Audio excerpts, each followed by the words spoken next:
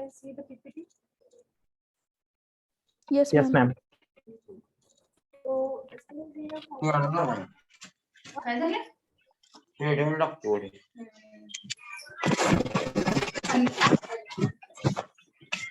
अरे काय काढले?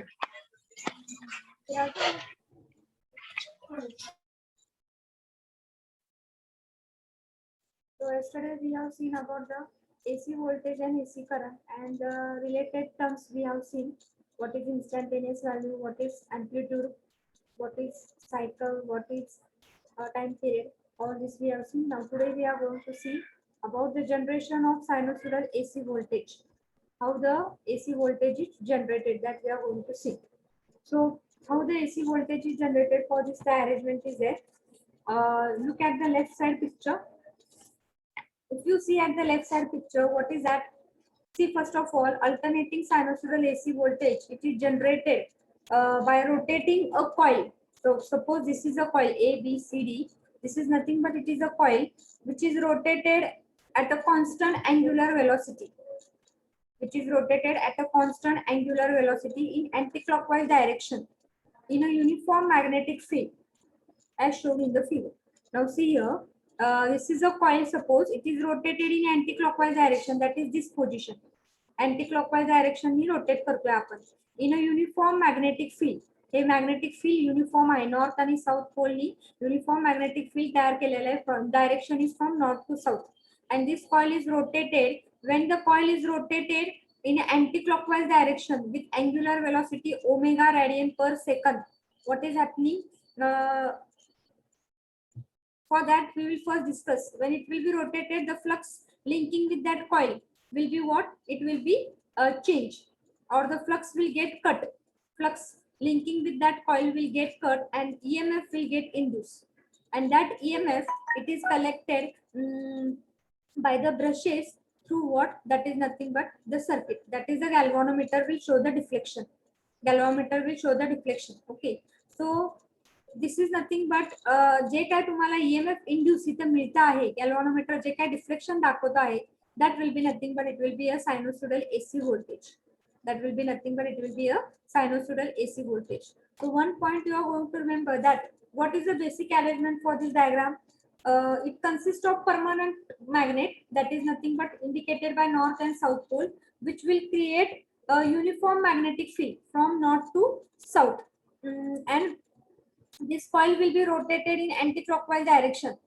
These coils are connected to the brushes, that is P, and you can say this is nothing but the brushes that is shown by the red. That is nothing but it is, suppose you can give the name B1 and B2.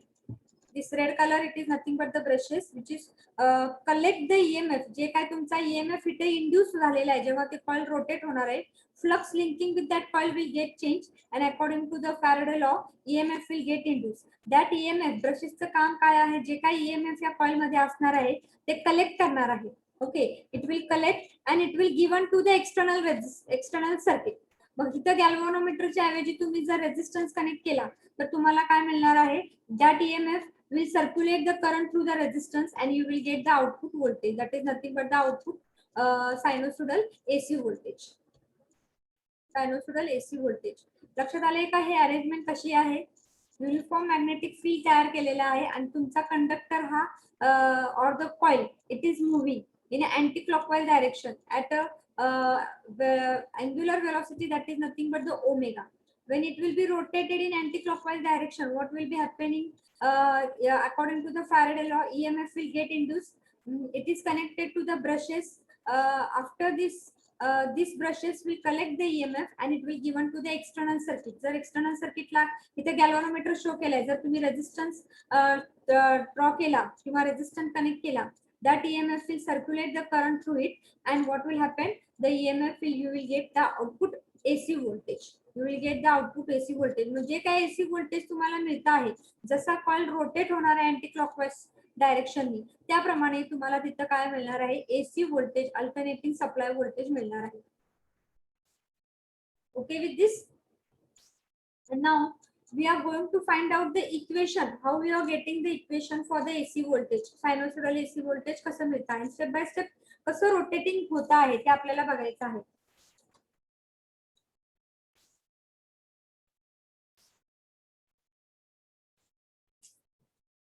त्यासाठी तुम्हाला मी आता एक अजून एक diagram दाखवते आहे.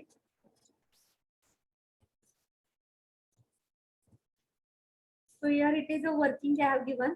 Consider a coil of n turns, that is ABCD. G coil आहे त्याला n turns आहे समजा, placed in a uniform magnetic field. The coil is rotated in anti-clockwise direction at uniform angular velocity omega. Rotate केलेली आहे anti-clockwise. When the coil is in vertical position, the flux linking in the coil is 0. आता हे जे positions आहेत ते तुम्हाला मी दाखवते आहे नंतर. When the coil is in vertical position, the flux linking with the coil is 0 because the plane of the coil is parallel to the direction of magnetic field. Hence, at this position, the EMF induced in the coil is 0. या पोझिशनला म्हणजे या पोझिशनला first पोझिशनला. When the coil हा ABCD तुमची coil आहे आणि ती कॉइल समजा तुमचा कॉइल काय आहे, वर्टिकल आहे. वर्टिकल जर असेल तर तुमचे फ्लक्सची डायरेक्शन, आता ही जी फिगर आहे ती जी आडवी फिगर आहे ती आता उभी कन्सिडर केलेली आहे. तुमचे फ्लक्सची डायरेक्शन्स बघा कशा आहेत. इथं आता नॉर्थ पोल असणार आहे वरती आणि खाली काय असणार आहे, साऊथ पोल असणार आहे. आणि आता ही कॉइल काय केलेली आहे, ही जी फिगर आहे तुमची, ही फिगर आता तुम्ही उभी करा. म्हणजे नॉर्थ पोल वरती घ्या आणि खाली साऊथ पोल घ्या. आणि अशी जर फिगर केली तर आता काय आहे, कॉइलची रेक्टँगल कॉइल जो आहे एबीसीडीचा कॉइल, हे एबीसीडी कॉइल आहे एन टर्न्सचा किंवा सिंगल टर्न मी आता इथे घेतलेला आहे, एन टर्न्स घेतलेला असेल समजेल. तर आता काय ती अँटी क्लॉकवाईज जेव्हा फिरवती आहे तेव्हा काय होते, या पोझिशनला काय सांगितलेलं लक्षात घ्या. when the coil is in vertical position, जेव्हा कॉइल वर्टिकल पोझिशनला असेल, the flux linking in the coil is 0. Flux linking in the coil is 0 because the plane of the coil is parallel to the direction of magnetic field. Hence the EMF induced in the coil is 0. आता या ह्याला काय होतंय की जे काय तुमचं plane of the coil जी आहे, प्लेन ही कॉइल जी प्लेन आहे कॉइलची ती काय आहे, पॅरलल टू द फ्लक्स आहे.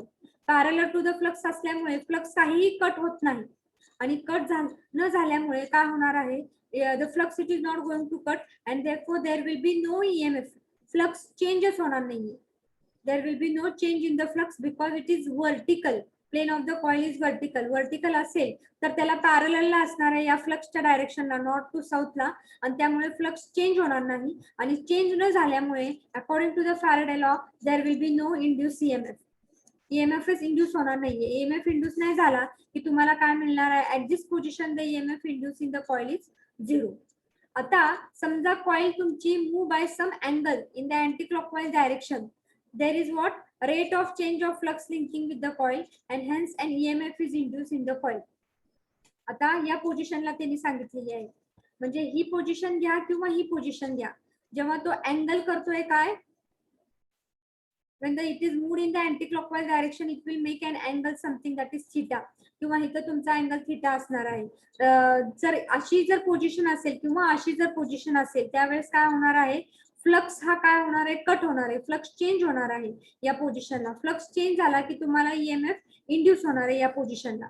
मग त्यांनी ते सांगितलेलं आहे, flux linking with the coil will be change and hence EMF is induce in the coil when the coil reaches the horizontal position. म्हणजे कुठली पोझिशन, आता या पोझिशनला. जेव्हा कॉइल या पोझिशनला असेल, हा प्लेन ऑफ द कॉइल काय आहे, perpendicular to the flux line आहे. नॉर्थ टू साऊथला जे काय आहे तुमचे लाईन्स ते परपेंडिक्युलर असणार आहे फ्लक्स पेनला, आणि त्यावेळेस मॅक्झिमम फ्लक्स तुमचा काय होणार आहे, इंड्यूस होणार आहे.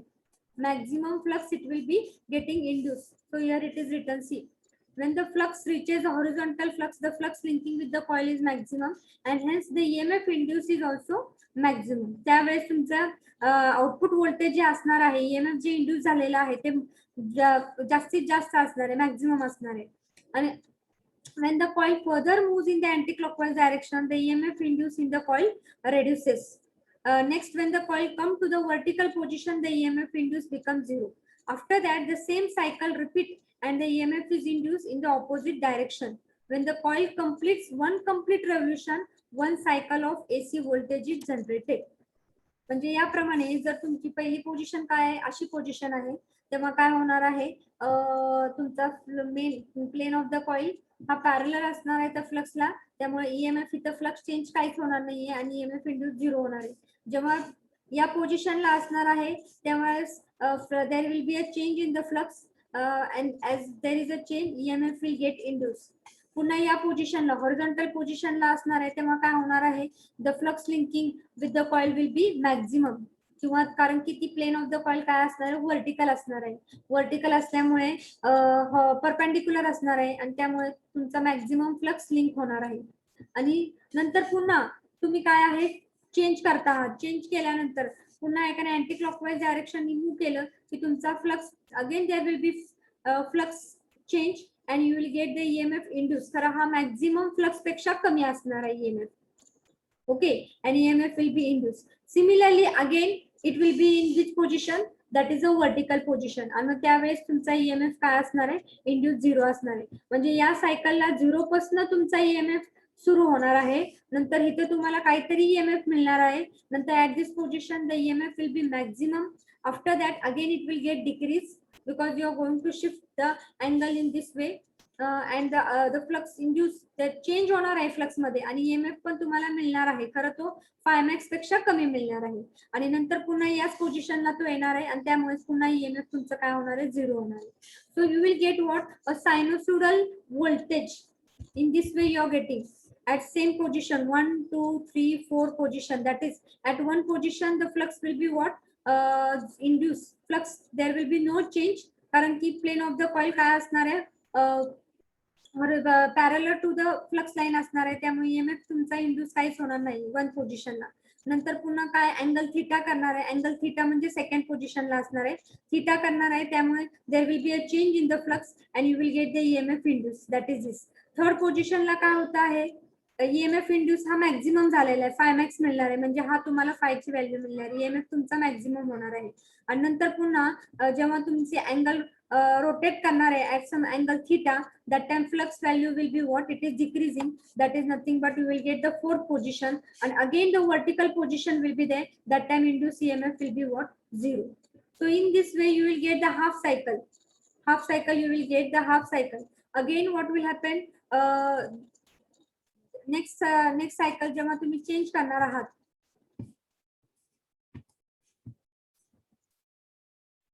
when the coil complete one complete revolution, one cycle of AC voltage is generated. So in this way you will get what, that is nothing but a sinusoidal AC voltage will be generated in the coil.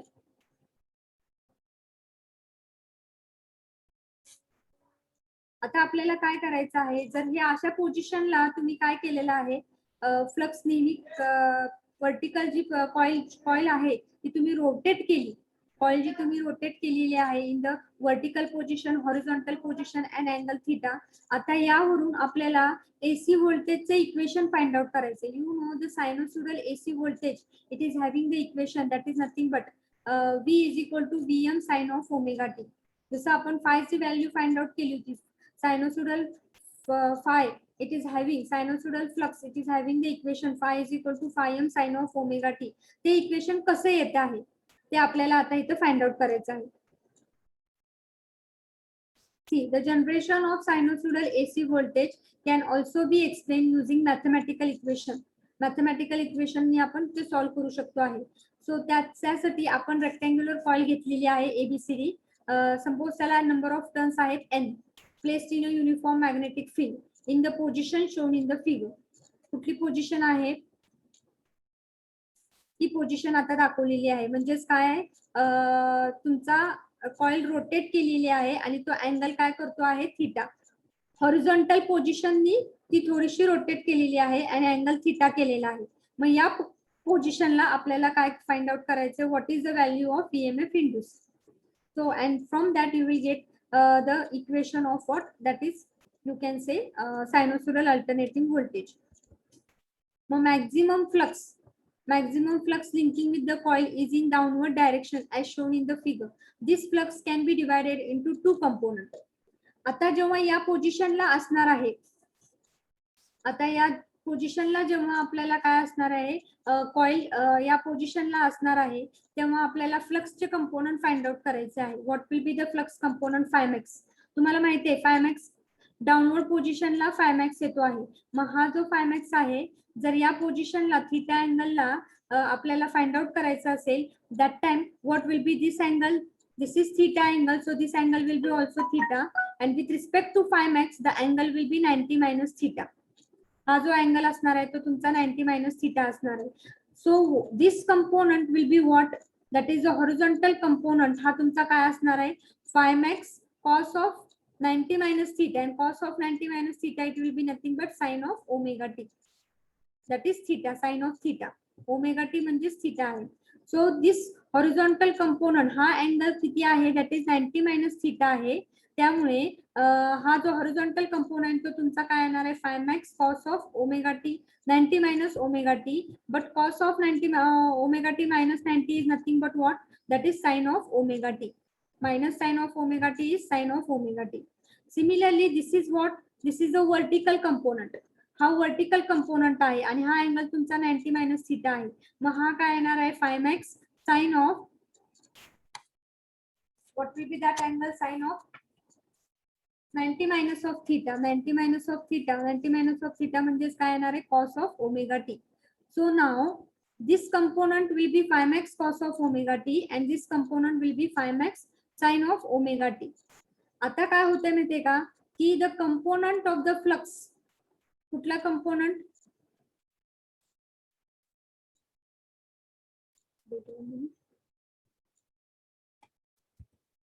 the component of the flux acting along the plane of the coil does not induce any flux in the coil. Now which component acting along the plane, हा जर बघितलेला हा तुमचा plain आहे कॉइलच्या आणि तो component त्याला पॅरलल कुठला आहे, that is phi max sin of omega t. So phi max sin omega t, it is what, it is parallel to the plane of the coil, parallel to the plane of the coil आहे. त्यामुळे तो काय करणार आहे, EMF induce करणार नाही. जो perpendicular आहे प्लेन ऑफ द कॉइलला त्याची EMF इंड्यूस होणार आहे. परपेंडिक्युलर जो कंपोनंट आहे तो EMF काय होणार आहे, EMF इंड्यूस करणार आहे.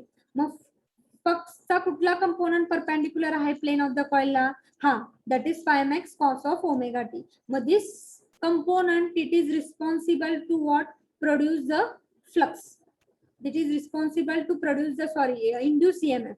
This component it is responsible to produce the induced EMF. So phi max cos of omega t हा component, या component मुळे तुमचा EMF induce होतो आहे at angle theta, at angle what, theta. मग आपल्याला जर तुम्हाला माहिती आहे induce EMF चा फॉर्म्युला काय आहे, according to the Faraday law, that is E is equal to minus of n into d phi by dt. But which component will induce EMF? Phi चे दोन कंपोनंट आहे, phi max sin of omega t and phi max cos of omega t. मग phi max cos of omega t तुम्ही घ्यायचं इथं, कारण की phi max sin of omega t हा पॅरलल टू द प्लेन आहे आणि त्यामुळे तो काहीच EMF इंड्यूस करत नाही. phi max cos of omega t हा परपेंडिक्युलर आहे, तो कंपोनंट काय करणार आहे, EMF इंड्यूस करणार आहे. So phi max cos of omega t will induce the EMF. So put this value. After this value, now take what, the derivative. Phi max बाहेर काढा आणि डेरिव्हेटिव्ह घ्या cos of omega t with respect to dt. So if you take derivative, what you will get, that is sin of omega t into omega. So that is your equation first. आता हे equation maximum कधी असणार आहे, जेव्हा omega T sin of omega t हे 1 असेल, that time E will be what, maximum, and that maximum value it is nothing but it is EM. E it is equal to what, EM. So you will get E is equal to EM when sin of omega t it is equal to 1. So put sin of omega t 1, that time E will be equal to EM. So EM is equal to what you will get, n phi max omega. हे तुम्हाला value मिळालेली आहे. आता ही जी EM ची value आहे ती पुन्हा first equation मध्ये पुटअप करा. So what you will get, E is equal to, instead of n phi max omega, what you are going to write, EM. So you will get E is equal to EM sin of omega t. So this is the general formula for the EMF induced in the coil, which is a sinusoidal formula.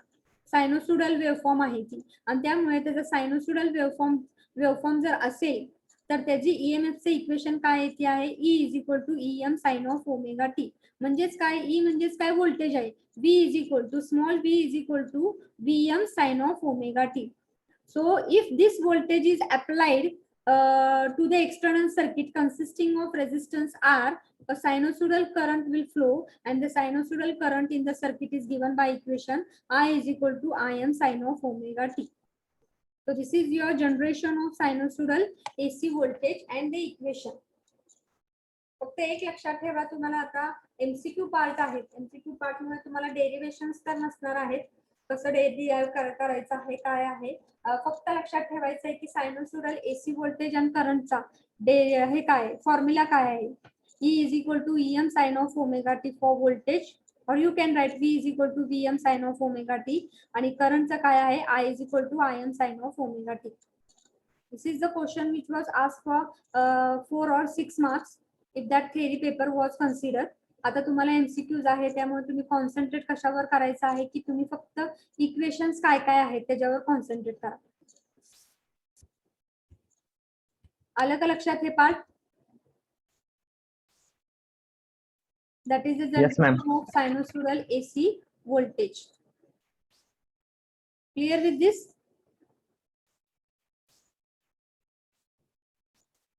काय होतंय फक्त एवढं फक्त लक्षात ठेवा की जेव्हा आपण ही कॉईल जी आहे एकच टर्न दाखवलाय तसे भरपूर टर्न असणार आहेत, नंबर ऑफ टर्न्स असणार आहेत, आणि ती कॉईल काय केली जाते आहे अँटी क्लॉकवाईजनी रोटेट केली जाते आहे.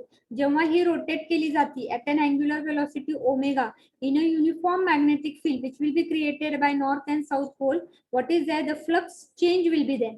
फ्लक्स कट होतो आहे आणि फ्लक्स चेंज झालेला आहे, त्यामुळे फॅरेडे लॉ प्रमाणे इथं काय होणार आहे ईएमएफ इंड्यूस होणार आहे कॉईल मध्ये, आणि जो काही ईएमएफ इंड्यूस होणार आहे तो through brushes it will be collected through what to the it will be given to the external circuit consisting of resistance, आणि तो ईएमएफ काय होणार आहे सर्क्युलेट करणार आहे current through the external resistance and you will get the output voltage, and that output voltage will be nothing but it will be the sinusoidal AC voltage.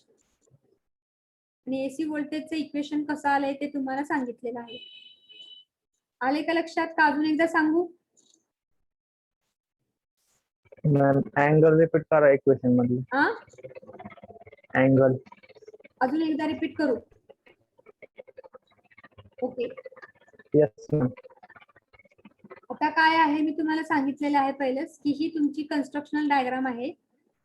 North आणि south पोलनी uniform magnetic field तयार होत आहे आणि त्या uniform field मध्ये तुमचा हा coil single टर्नची दाखवली आहे तसे नंबर ऑफ टर्न्स असतात.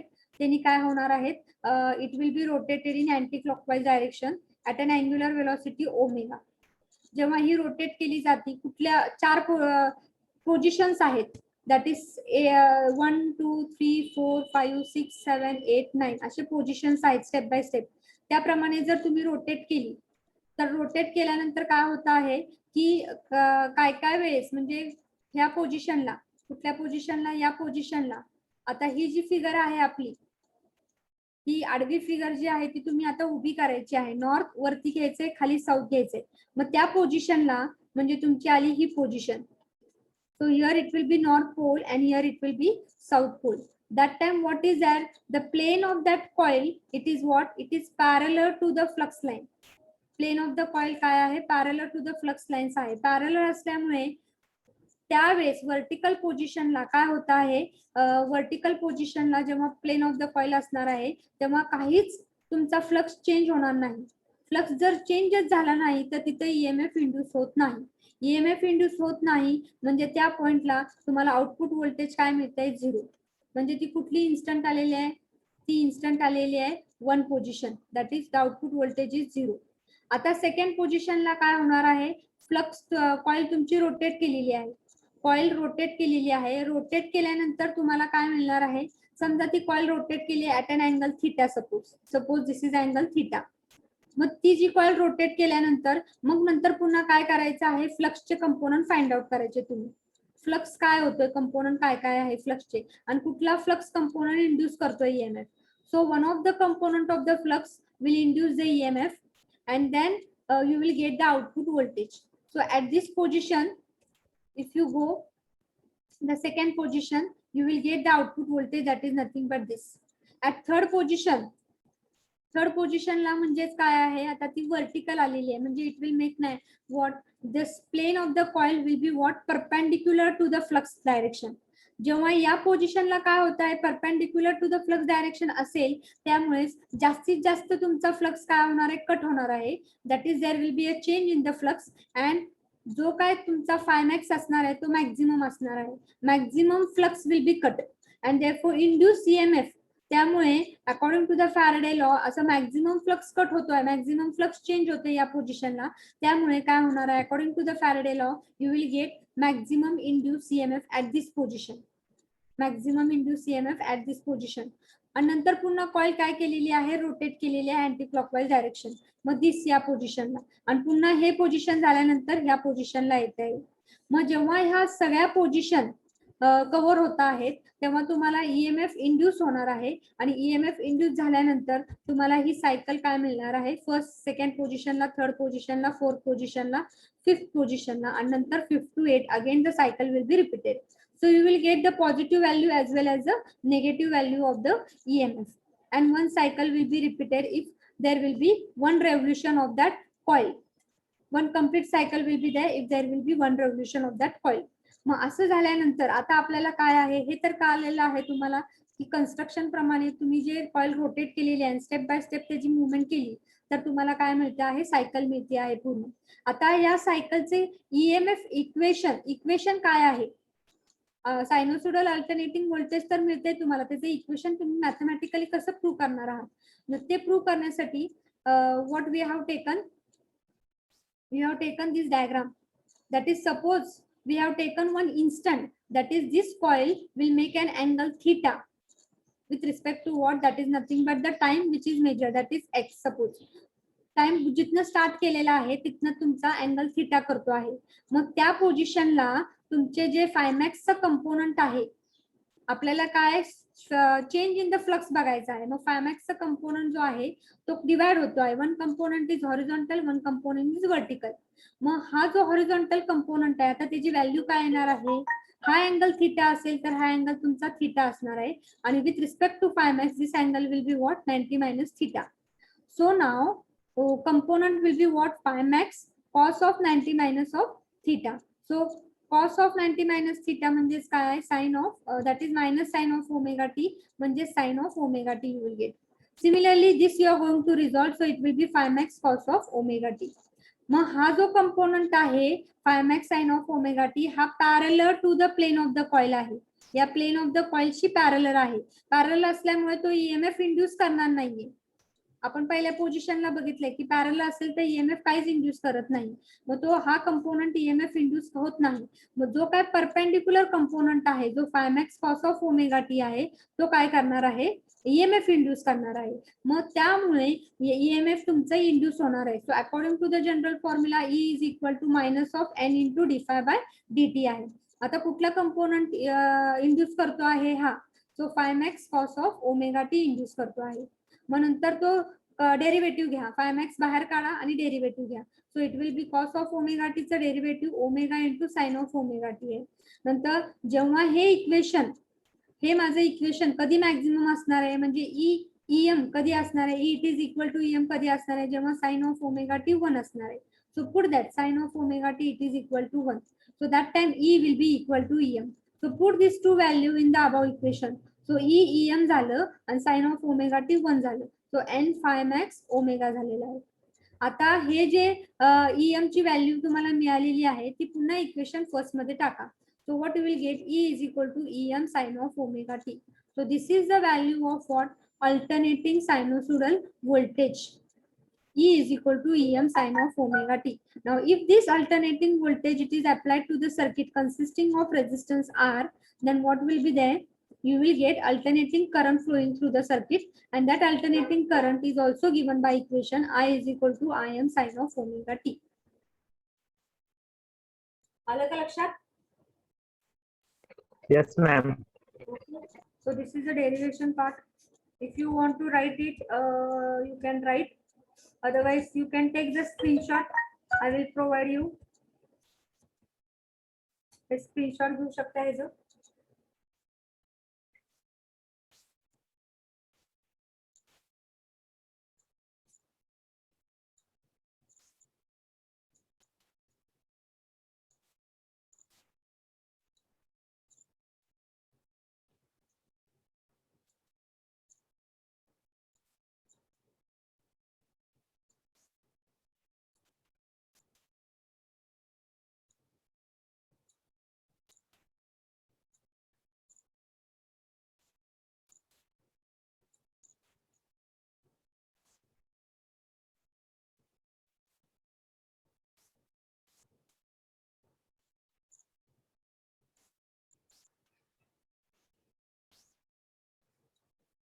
When we draw the left hand side figure, screenshot घेताना, this is a working. You can take the screenshot.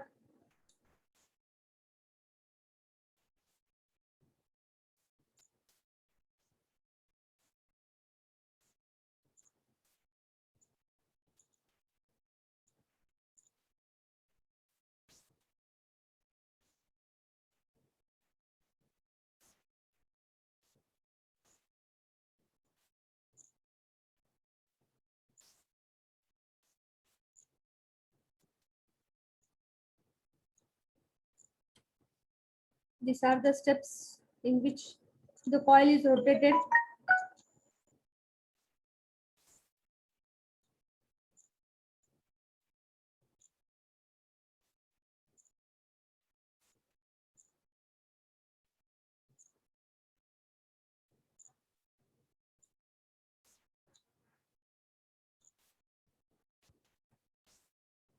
नंतर हे तुमचं EMF कसं जनरेट होत आहे, कुठल्या कंपोनंटनी, दोन कंपोनंट डिवाइड केलेले आहेत. One component acting along the plane of the coil,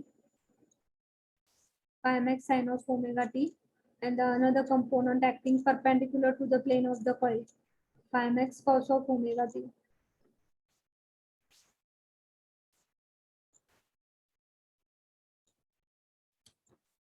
And this is your figure for that and the equation. Equation लक्षात ठेवा.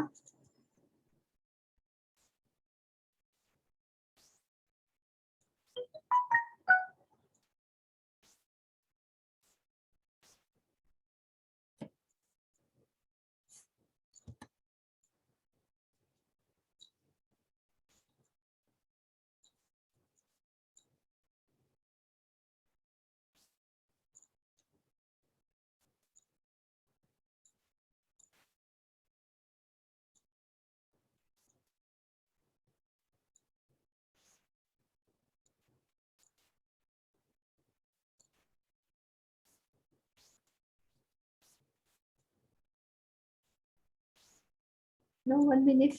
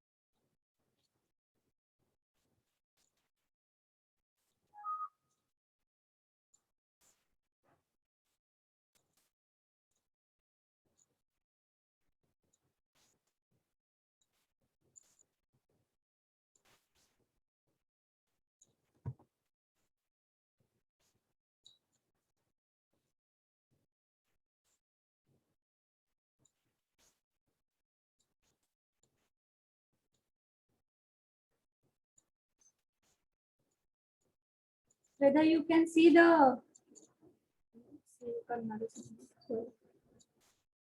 sorry.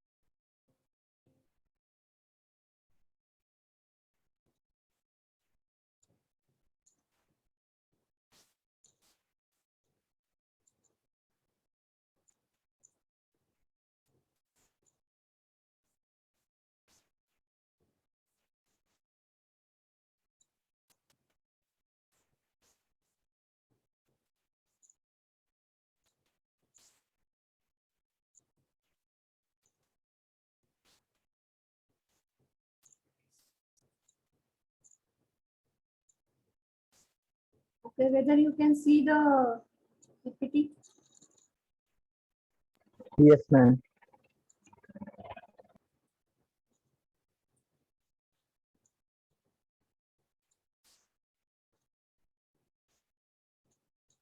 Okay, now next point is our nothing but average or mean value of a waveform. जे काही sinusoidal waveform आहे आपली त्याचे आपल्याला average किंवा mean value find out करायची आहे. ऍव्हरेज किंवा मीन आपण ऍव्हरेज कसं घेतो? समजा माझे 5 सब्जेक्ट असतील आणि मला जर ऍव्हरेज काढायचे असतील 100 मार्काचे 5 सब्जेक्ट असेल तर आपण ऍव्हरेज कसं घेतो? Sum of subject divided by 5. We are going to add all the subject marks divided by 5. In this way also, in the same way, what we are going to do?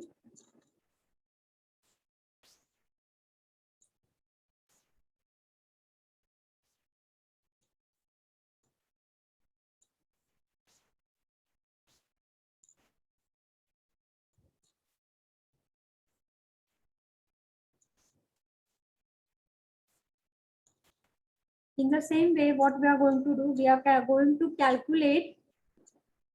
We are going to calculate the average value, or it is called also mean value of a waveform. आता waveform ची आपल्याला average value calculate करायची आहे.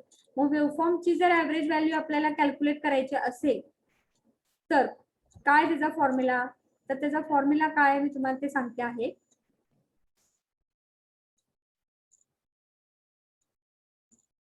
See, the average value of a waveform is the average of all its value.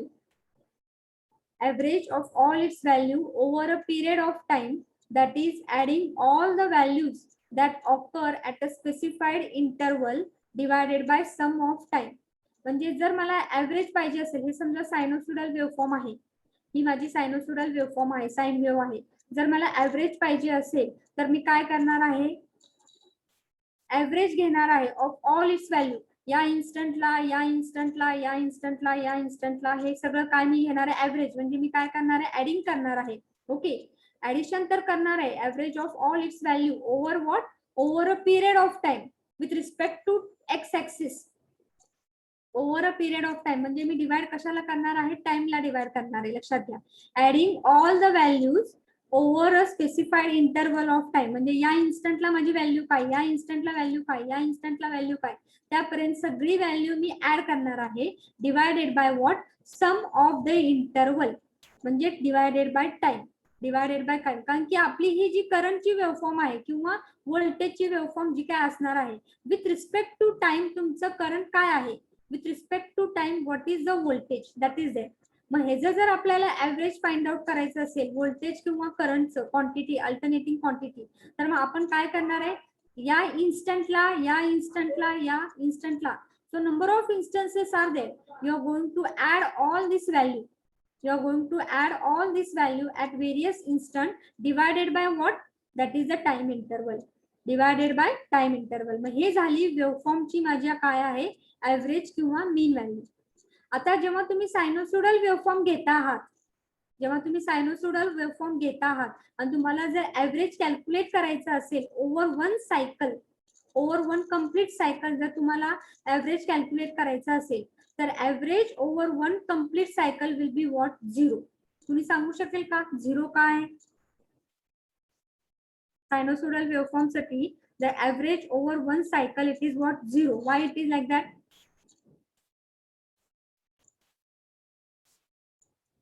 हे पण प्रश्न विचारलेला आहे. Average value of a sinusoidal waveform over sine wave साठी ऍव्हरेज जर तुम्ही घेतलं तर तुम्ही ऍडिशन करणार आहे पॉझिटिव्ह एरियाचे over the time period T, आणि सिमिलरली ऍव्हरेज घेणार आहे निगेटिव्ह व्हॅल्यूचे over the time period T. जर तुम्ही ऍव्हरेज घेतलं तर काय होणार आहे? Positive area it is symmetrical, means it is equal to what? Negative area. Positive values हे काय होणार आहेत आणि हे निगेटिव्ह व्हॅल्यू जे येणार आहेत तुमचे हे काय आहेत? इक्वल असणार आहे. They will get cancel because the waveform is symmetrical about x axis. It is symmetrical about the time axis. Therefore, the positive area will get cancelled with the negative area. आणि ज्यामुळे average over one complete cycle for a alternating current or voltage means what it will बी 0. आलं का लक्षात का 0 आहे average value किंवा mean value complete सायकलला का 0 आहे कारण की पॉझिटिव्ह एरिया काय होतो आहे तुमचा निगेटिव्ह एरिया हे दोन्ही पण इक्वल आहेत आणि त्यामुळे ते कॅन्सल होणार आहेत आणि therefore the average value over one complete cycle will be what 0. Okay with this आले का लक्षात Yes, ma'am. Yes, ma'am. आता आपल्याला काय करायचं आहे हे झालं आपलं average value over one complete cycle. मग ॲव्हरेज कशी फाइंड आउट करायची त्यामुळे जेव्हा तुम्ही ॲव्हरेज किंवा मीन व्हॅल्यू घेता आहात तेव्हा तुम्ही हाफ सायकलची घ्या फक्त कम्प्लीट सायकलची घेऊ नका. कम्प्लीट सायकलला काय असणार आहे तुमची ॲव्हरेज व्हॅल्यू 0 असणार आहे. मग आपल्याला जर त्याची व्हॅल्यू फाइंड आउट करायची असेल तर हाफ सायकल कन्सिडर करा 0 to pi. If you consider only the half cycle 0 to pi, what you are going to calculate the average value for that, and then you are going to what add for negative value. The average value will be what only negative. Whatever the value for positive value will be there, the negative value पण तीच असणार आहे फक्त negative sign असणार आहे. मग ती पहिली हाफ व्हॅल्यू साठी कॅल्क्युलेट करा. हाफ सायकल साठी पहिलं कॅल्क्युलेट करा. मग हाफ सायकल साठी कॅल्क्युलेट करण्यासाठी मी काय करते आहे या 0 to pi या हाफ सायकल मध्ये मी काय करते एलिमेंटरी स्ट्रिप घेते आहे. I am going to take a elementary strip. Okay I am going to take the elementary strip of thickness what d theta and let the coordinate mid coordinate be I. मग या elementary स्ट्रिपचा काय असणार आहे area काय असणार आहे what will be the area of that elementary strip. The mid coordinate is I आणि thickness किती आहे d theta म्हणजे त्याची लेंथ किती आहे I आहे आणि थिकनेस किती आहे d theta. मग एरिया किती असणार आहे या स्ट्रिपचा I into d I theta. Okay so that will be the area of strip that is I into d theta. आता I into d theta या एरिया ऑफ द स्ट्रिप मिळाल्या आपल्याला. तुम्ही आता तो काय करायचा आहे you are going to move that strip from 0 to pi so that you will get the calculation of what area of that strip. तुम्ही एलिमेंटरी स्ट्रिप मूव करणार आहे 0 पासून पाय पर्यंत आणि जर तुम्ही 0 पासून पाय पर्यंत मूव केलं तर तुम्हाला पूर्ण एरिया मिळणार आहे या हाफ सायकलचा. मग 0 पासून पाय पासून जर आपल्याला मूव करायचे आहे तर take what the integration that is nothing but limits will be what 0 to pi and what will be the elementary strip I into d theta. So if you will take this equation the integration of 0 to pi I into d theta it is nothing but what you will get area of half cycle. हे limits का आलेत लक्षात आले का 0 to pi कारण की आपल्याला cycle कुठला घ्यायचा आहे हाफ सायकल. हाफ सायकलची स्टार्टिंग पॉइंट काय आहे 0 आणि एंडिंग पॉइंट काय आहे पाय. त्यामुळे लिमिट आले 0 to pi आणि त्यामध्ये आपण एलिमेंटरी स्ट्रिप मूव करणार आहे 0 to pi पासून. त्यामुळे एलिमेंटरी स्ट्रिपचा एरिया काय आहे I into d theta. तर I ही काय आहे अल्टरनेटिंग क्वांटिटी आहे आणि अल्टरनेटिंग क्वांटिटीचं इक्वेशन काय असते I is nothing but I am sin of theta. So you know I value is nothing but I am sin of theta. Put that value here. So you will get I am sin of theta d theta. आता I am बाहेर काढा आणि sin theta d theta integrate करा. Okay so what you will get so you will get I am बाहेर काढलेला आहे integration घेतले 0 to pi sin of theta d theta. So sin of theta is nothing but minus of cos theta. Okay and integration is 0 to pi. Integration is 0 to pi. Now take the limits for that. Minus of cos of theta म्हणजे cos of pi. Cos of pi किती येते -1 minus of अजून bracket मध्ये cos of theta म्हणजे cos of 0. What will be that? Nothing but it will be -1.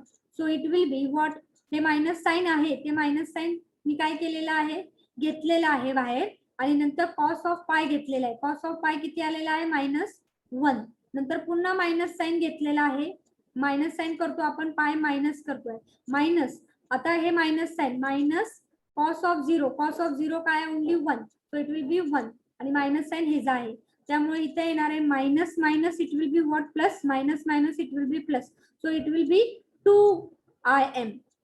So it will be what 2im. So this will be the area of half cycle. That is nothing but 2 IM. हा झाला area of half cycle मिळालेला आहे तुम्हाला. मग आता 2 IM जर तुम्हाला मिळालेला असेल, what is the average value? तुम्ही माहिती आहे ऍव्हरेज व्हॅल्यू आपण कसं कॅल्क्युलेट करतो? तुम्हाला एरिया मिळालेला आहे हा ऍव्हरेज व्हॅल्यू. आता तुम्हाला लक्षात येईल ऍव्हरेज आपण एरिया फाइंड आउट केलेला आहे. हे म्हणजे काय झालेला आहे तुमचा एरिया पूर्ण, दॅट इज 2 IM, आणि डिवायडेड बाय म्हणजे ऍडिंग केलेले तुम्ही सगळं, आता ऍडिशन केलेली आहे सगळ्या इन्स्टंटची. आता डिवायडेड बाय बेस, बेस म्हणजे डिवायडेड बाय टाइम, आणि डिवायडेड बाय टाइम केलं तर तुम्हाला ऍव्हरेज मिळणार आहे. So what is that formula now?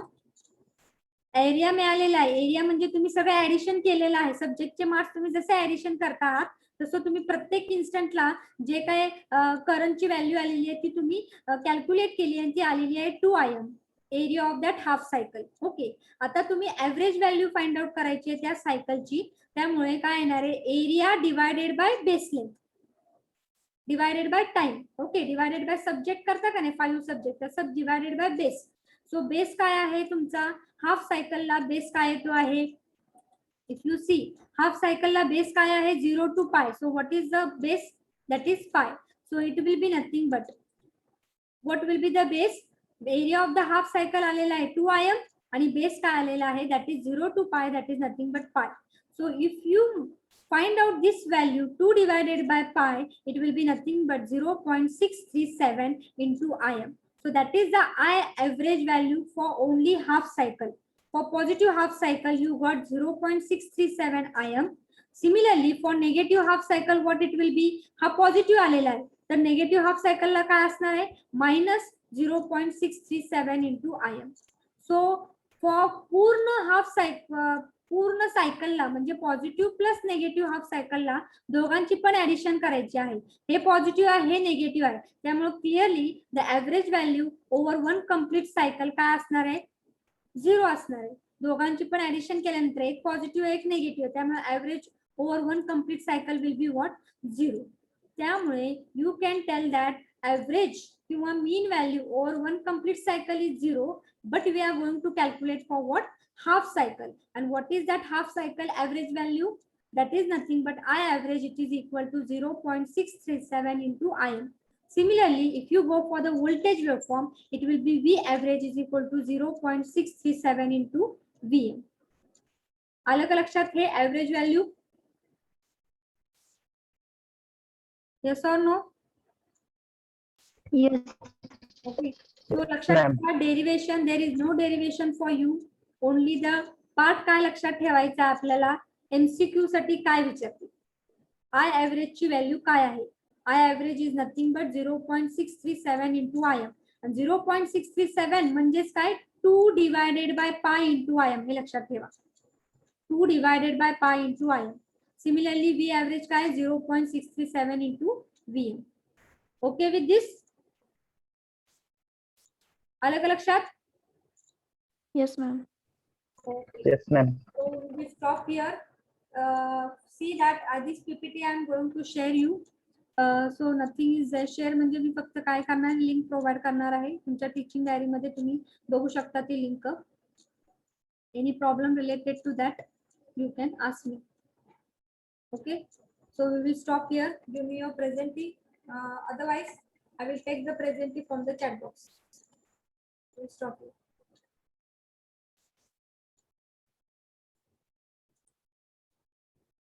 Please add the chat box.